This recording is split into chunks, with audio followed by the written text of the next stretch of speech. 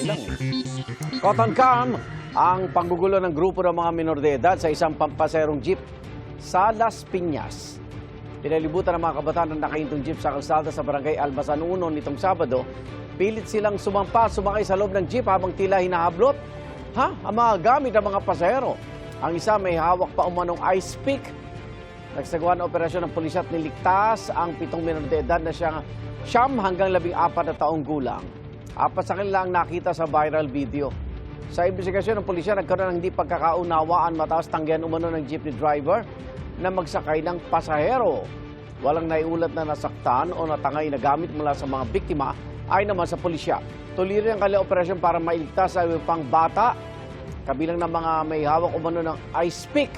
Hinikayat nila mga nabiktima na magsampa ng reklamo para mapanagot ang mga magulang ng mga bata. Ang insidente sa Las Piñas, himayin pa namin mamaya kasamang isang security expert sa Cotton Cam. May mga ordinansa naman, di ba? Di ba yun yung grupo ng kabataan tawag daw, geng. Hindi ba yun? Di ba yung boys. geng, mga ganon? Pero dapat talaga dyan, matuntun, sino mga magulang ng mga batang yan at bakit nasa kalsada yung mga anak ninyo. Aba, medyo, may mga dalang ice pick, makakapinsala na ng tao. Kung malaman kung pwede mag-curfew sa umaga, hindi din sila Kaya lumabas. hindi pwede, no? Diba, napanood nyo ba ang viral video na ito? Tingnan natin. Ay, dami. Yan po yung grupo ng mga kabataan. May mga minor de edad, pilit sumakay sa loob ng isang jeep habang tila hinahablot ang mga gamit ng mga pasahero. Cotton Cam! Ano yan, no? Pinalibutan ng mga batang yan ang nakahintong jeep sa isang kalsada sa barangay Almasan 1. Nitong Sabado lang po yan. Yan at iba pang mga krimen nating susuriin mamaya sa Cotton Cam.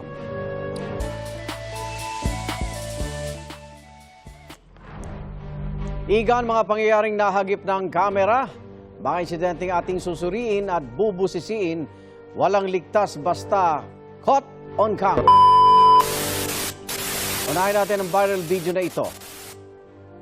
Grupo ng mga minor de edad sa Las Piñas nanggulo sa isang umaandar na jeep. Cotton Cam ang pagsampa at pilit na pagsakay sa loob ng jeep ng ilang kabataan na tila may hinahablot pa sa mga pasahero. Ang jeep humarurot paalis pero hinabol pa ng mga minor de edad. Ang isa sa kanila may hawak na umano'y ice pick. Nagsasagawa na ng operasyon ng pulisya at iniligtas ang 7 minor de edad. Cotton Cam, ang pamamaril ng 2 lalaki sa Timog Avenue sa Quezon City. Sa video, makikita ang 2 lalaking nakasuot ng helmet sakay ng motorsiklo habang binabaril ang isang puting sasakyan. Patay ang 2 binaril ng malapitan. Matapos ang insidente, mabilis na tumakas ang mga suspect. Isa pang Cotton Cam, lalaki patay matapos pagtulungang saksakin at barilin ng mag-ama sa Tondo, Maynila. Sa kuha ng CCTV, makita ang biktima na naglalaro sa computer shop nang biglang dumating ang 2 lalaki. Na-corner ng mga suspect ang lalaki at saka ginawa ang pagpatay. Sumuko naman kalauna ng mga suspect. Mga igan, hindi na lang sa gabi laganap ang krimen dahil kahit tirik ang araw, walang takot po ang ilan. Paano nga ba dapat gawin sa ganitong sitwasyon? Pakasama po natin ang Emergency First Response Instructor at Security and Safety Consultant na si Ginoong Noel Ison. Noel, magandang umaga. Magandang umaga, Igan. Eto, simulan natin yung jeep na kinuyog ng mga minor de edad. Ito kasi mga sitwasyong ito, paano yung maiwasan mong yung hindi madamay, Kung ako yung pasahero sa jeep na ito, ano po ang dapat kong gawin pag may ganyang sitwasyon na biglang aakyat yung mga minor de edad, tapos mayroon pang ice pick at pilit kukunin yung gamit ko? Kapag ganito, ando ka lang sa sitwasyon, kinukuyog ka na, sinusubukan ka na kuyugin. Maganda dyan, unang-una, protektahan natin yung ating mga mukha at ulo, gamit ang kamay at braso. Tapos kung pwede natin gawa ng distansya, gamit ang ating binti at paa para hindi sila masyadong makalapit. Okay. And meron namang bintana ang jeep, So, ingat lang kasi baka sa bintana ka malikuran. Pero yung bintana din na to, pwede kang magtawag ng saklolo sa labas. Okay. Sa ganyang sitwasyon ba, dapat ba umalis ka? Gaya nung sa sinasabi mo sa bintana, pwede ba akong lumabas dun? O manatili na lang muna ako sa loob ng jeep? Magandang tanong yan. Ang unang alamin natin is mas ligtas ka ba sa labas o mas ligtas ka sa loob. Kasi kung madaming attacker sa labas, baka paglabas mo, doon ka pa rin kuyugin.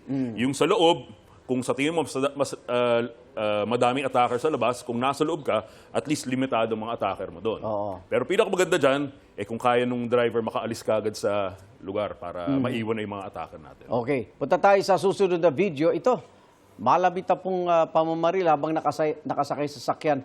Sa ganitong sitwasyon, ano ang pwede mong gawin? Kasi alam ko, may mga nadamay po na ibang motorista rito na natamaan ng bala nitong riding in tandem na ito. Oo. Kung ikaw yung nasa kotse, no, pagka nasa traffic ka, tanda natin, pag tumigil tayo, mag-iwan tayo ng escape space mula sa kotse sa harapan at mga Okay. kotse sa paligid. Para pagka may nangyaring ganitong insidente, makakamaneho ka kagad paalis. Now, kapag nakatigil ka, dapat alisto ka. Alisto, di ba? So, tingnan mo yung paligid mo, kung may mga papalapit, at least bago ka pa malapitan, maka-eskapo ka na. No, may action ka na. Ano? Oo. Halimbawa naman, ikaw yung nakasaksi ng insidente o nandoon sa area ng pinangyarihan, ano ang dapat kong reaksyon? Okay, kapag ikaw ay napapadaan lang, tapos hindi naman ikaw yung driver, pero pwede kang matamaan pa ng bala, ang unang gawin natin is mag-take cover. Sabi natin, doon ka sa likod ng isang bagay na hindi tatagusan ng bala. Bala.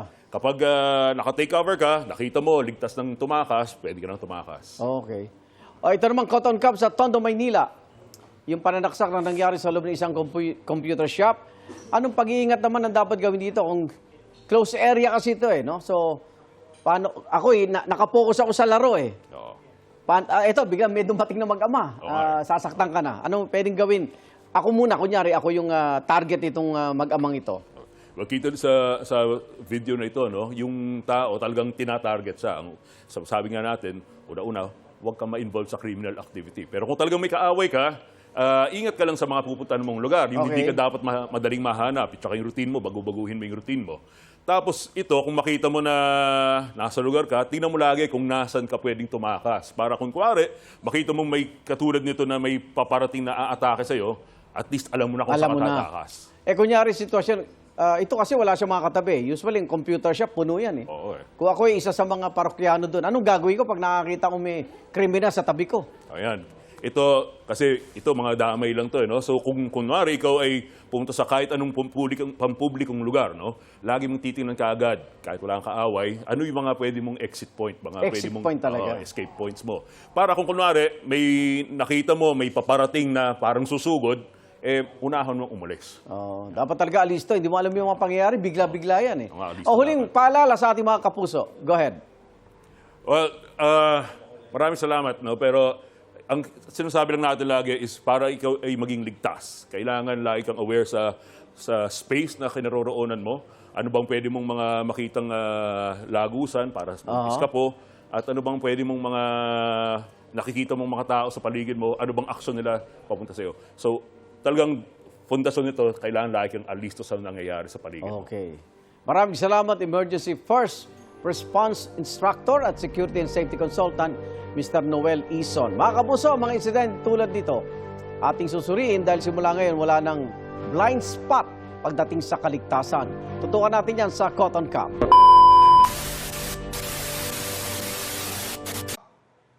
Ikaw, hindi ka pa nakasubscribe sa GMA Public Affairs YouTube channel? Bakit? Mag-subscribe ka na, dali na, para laging una ka sa mga latest kwento at balita. I-follow mo na rin ang official social media pages ng Unang Hirit. Salamat, Kapuso.